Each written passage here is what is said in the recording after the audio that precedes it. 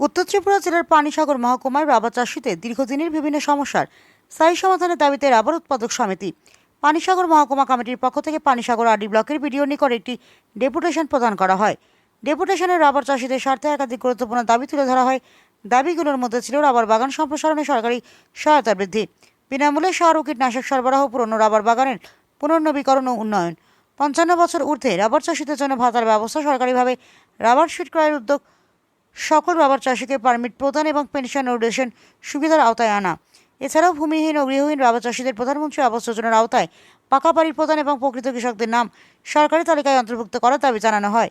Rubber উৎপাদক সমিতির প্রতিনিধিদের বক্তব্য, রাবার চাষীদের ন্যায্য অধিকার, আর্থিক সুরক্ষা ও জীবিকার স্থিতিশীলতা নিশ্চিত করতে প্রশাসনের দ্রুত ও কার্যকর পদক্ষেপ নেওয়া জরুরি। তারা বিডিওর কাছে উত্থাপিত দাবিগুলি গুরুত্ব সহকারে বিবেচনা করে দ্রুত বাস্তবায়নের আহ্বান জানান। এদিনের ডেপুটেশন কর্মসূচিতে রাবার উৎপাদক সমিতির সদস্য ধনঞ্জয় নাথ, অবিনাশ দাস, অনিল কান্ত দাস, মতিলাল দাস সহ অন্যান্য সদস্যরা উপস্থিত ছিলেন। পানিসাগর প্রতিনিধি রিপোর্ট, প্রতিদিন ত্রিপুরা।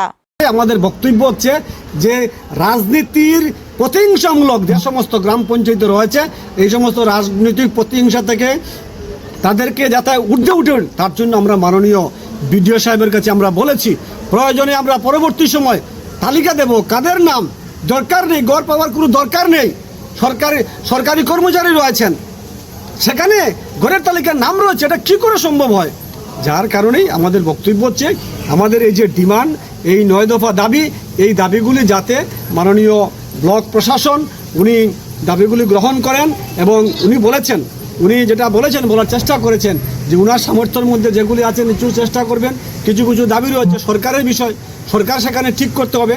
এই দাবিগুলি উনি সরকারের কাছে, উনার ঊর্ধ্বতন কর্তৃপক্ষের নিকট এই দাবিগুলি উনি প্রেরণ করবেন এবং নিজে যতটুকু পারেন ব্লক প্রশাসনের মাধ্যমে এগুলি পূরণ করার চেষ্টা করবেন।